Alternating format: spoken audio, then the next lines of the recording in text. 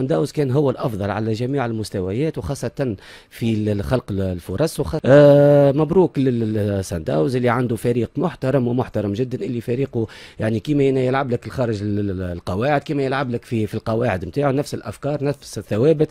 مرحبا بكم في قناتكم قناتنا إلمي تيم. نتمنى انكم تدعمونا بالاشتراك وتفعيل رمز الجرس ولايك للقناه، والله الوطن الملك. السلام عليكم ورحمة الله تعالى وبركاته. كي داير اخوتي واخواتاتي؟ نتمنى انكم تكونوا بصحة جيدة. معكم اخوكم بوسلام واصدقائي وصديقاتي. اليوم عندنا فيديو جديد.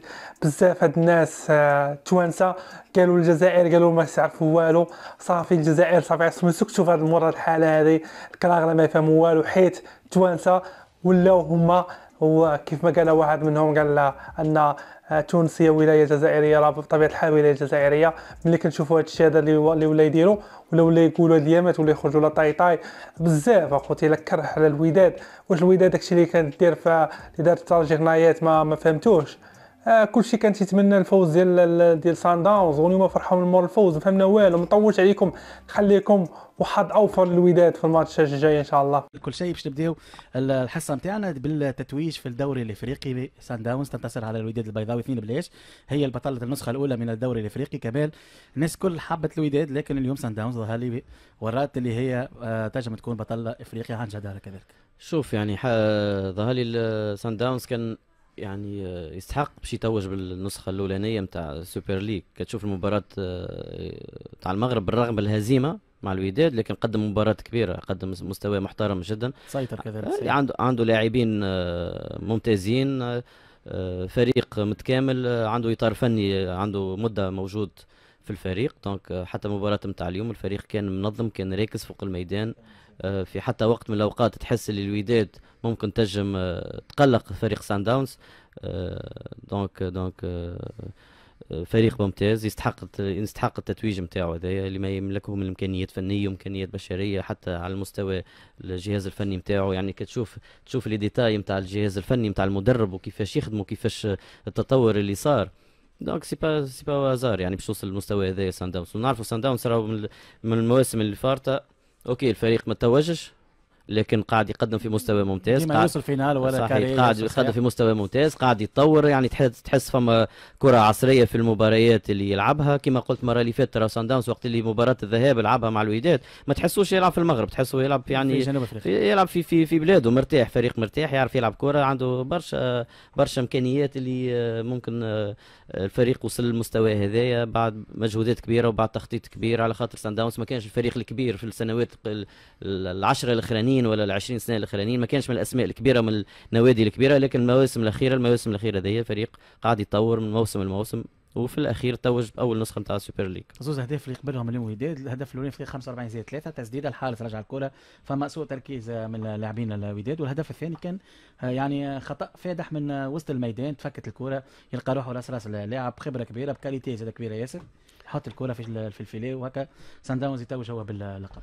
بكل صراحه مهدي هو انتصار مستحق وواقعي. يعني المقابله في حد ذاتها، يعني الفريق اللي يعمل اقل اخطاء باش ينتصر واضحه. الوداد ما كانش في المستوى نتاعو المعتاد اللي شفناه في المغرب، اللي كانت فما نوعا ما من السيطره، وكان فما فوليوم دو جو كان موجود بالنسبه فما روح وفما اغريسيفيتي اوفونسيف سيرتو القدام. في المقابله هذايا ما كانش، هذايا كله ما ريناش، لا شفناه على الاطراف لا شفناه في العمق، ما شفناش فرص واضحه بالنسبه للوداد، بخلاف يعني كره بالراس اللي جات في دين الحارس. يعني ريالمون سان داونز كان هو الافضل على جميع المستويات، وخاصه في خلق الفرص، وخاصه في تسيمه، وهذا البلوز امبورتون بالنسبه في تيتر كيما هكايا وفي النسخه الاولى نتاعو.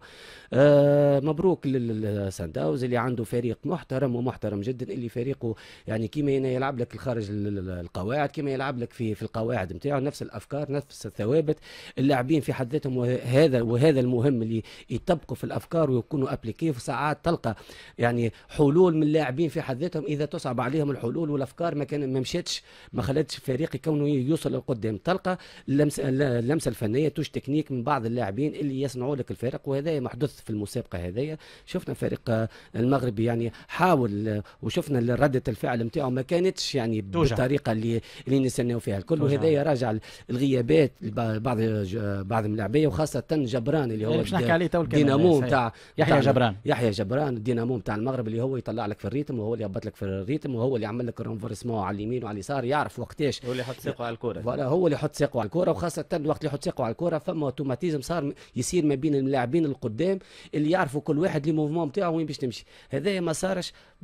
هارد لك الوداد اللي هو فريق طيب، فريق ممتاز، ومبروك لسان داونز. احمد كلمه على تتويج سان داونز، الي روتور على زوج مباريات، يستحق ولا لا؟ الحقيقه تتويج مستحق ومنتظر زاد جدا بارابور كما كانوا يحكيوا الاولاد على القيمه الفنيه، وخاصه معناها الفكر اللي قاعد يقدم فيه سان داونز هذا مده السنوات الاخيره.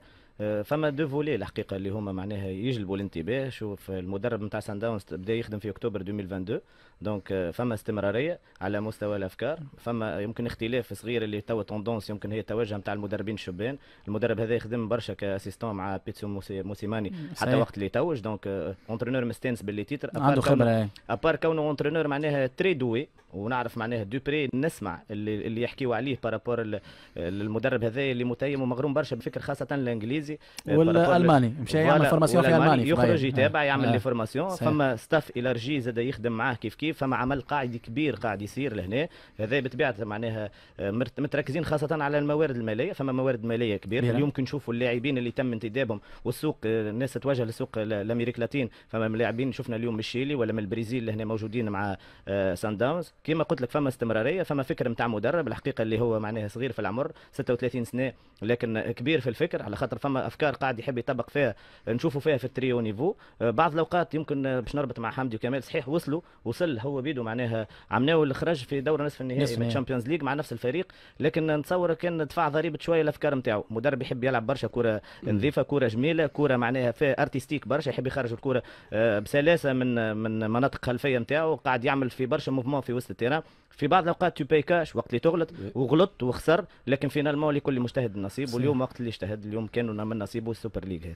عندك مضيف كمال؟ لا يعني كما قال توا على المدرب راهو ما تنساش فما كونفونسيون ما بين سان داونز وما بين بايرن في كل عام شهرين ثلاثه يمشي يعمل ستاج في المانيا باش يطور من الامكانيات نتاعو، مش معناها يوصل فينال ولا يوصل ديمي فينال ولا يهز تيتر اللي هو وصل. مالوريزمون العقليه دي قعدت كان عندنا نحن برك يعني تخدم دي بروجي كمان ولا اي نحن مالوريزمون نهزوا تيتر، الانترينور يهز التيتر يقول لك هكا هو سي بون العام الجاي نكمل في نفس الريتم ونفس الواحد. بالعكس هما العباد، هما عباد مونتاليتي اخرى، يهز تيتر ولا ما هزش ديما يحاول يقدم، يحاول يطور من روحه، خاطر الكره توا انوفاسيون صحيح. كل يوم فما حاجه جديده صحيح. كل جمعه فما حاجه جديده، كل ماتش فما حاجه جديده.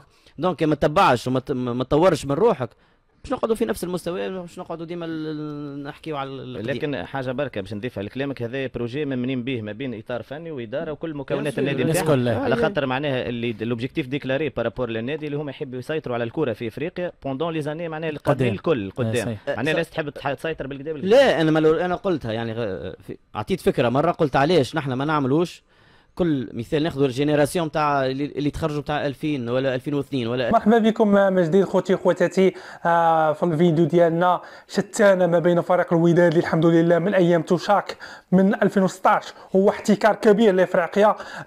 اليوم تتفرج في القنوات المصريه وفي قنوات التونسيه وباقي الجزائريه باينه ضروري يديروا تما بحالهم.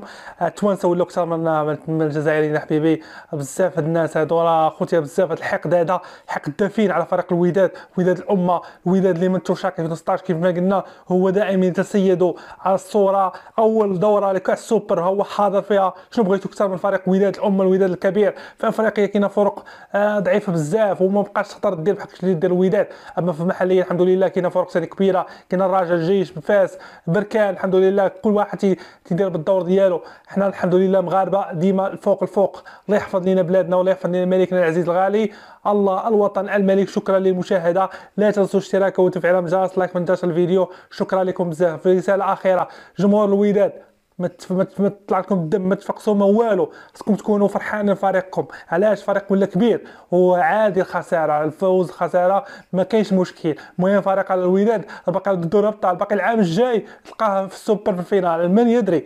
وديما مغرب وخليكم. شكرا لكم بزاف.